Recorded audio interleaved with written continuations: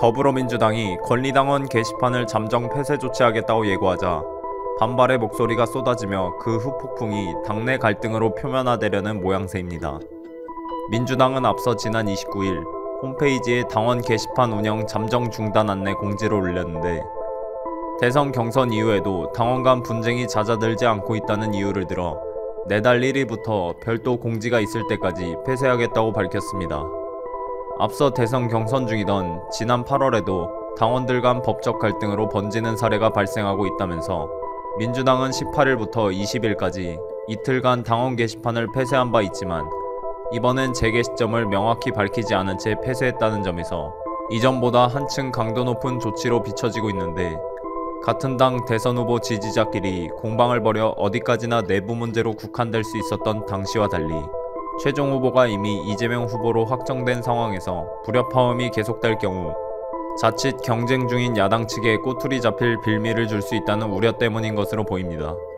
실제로 당원 게시판에선 일부 이낙연 전 대표 지지자들이 후보 교체를 요구하면서 이재명 후보를 지지하는 당원들과 설전을 벌여온 것으로 알려졌는데, 경선 여진이 계속될 경우 원팀 결속이 필요한 시점에 장애가 될 것으로 판단한 당에선 결국 게시판 폐쇄란 초강수를 뒀지만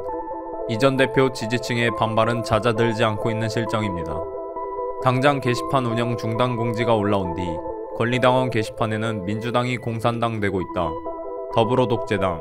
여기가 독재당이냐는 등 반발하는 내용의 글이 속속 올라왔는데, 반대로 이들과 각을 세워온 당원들의 경우 진즉 중단했어야 한다고 반기는 입장을 내놓으면서도 한 발 더 나아가 선거 끝날 때까지 열지 마라,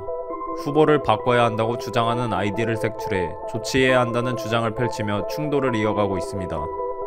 이미 지난달 24일 이 후보와 이 전 대표가 경선 이후 처음으로 직접 마주해 표면상이나마 원팀을 외쳤음에도 이와 관계없이 당원들 사이엔 여전히 명락대전을 이어가고 있는 셈인데,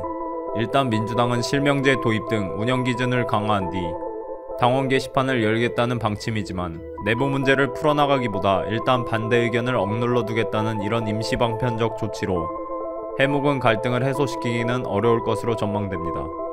더구나 이 전 대표 캠프에서 복지국가 비전위원장을 맡았던 이상희 제주대학교 교수가 이 후보의 기본소득 공약 등을 비판해온 이후로 당 징계위원회에 회부돼 당원 자격정지 8개월의 징계를 받은 점도 이 전 대표 지지자들을 더 들끓게 만들 요소로 꼽히고 있는데, 이 교수도 지난 29일 자신의 페이스북에 민주당 제주도당 윤리심판원 회의 결과 통지를 공유하며 이재명의 민주당은 이 후보와 586 운동권 정치 카르텔의 적폐를 넘어 이제 독재의 길로 접어들고 말았다, 적폐를 넘어 독재의 길로 들어선 병든 민주당을 앞으로 어떻게 해야 할 것인지,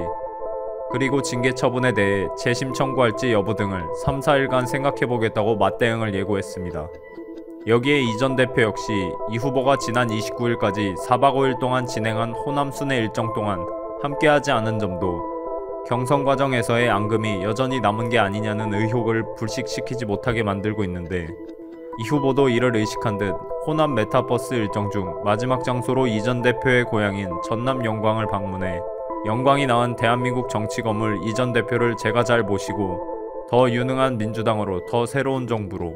국민들이 희망을 갖고 살아가는 더 나아진 대한민국을 만들어 보겠다고 공언했지만 과연 원팀으로 나서줄진 확언하기 어려운 상황입니다.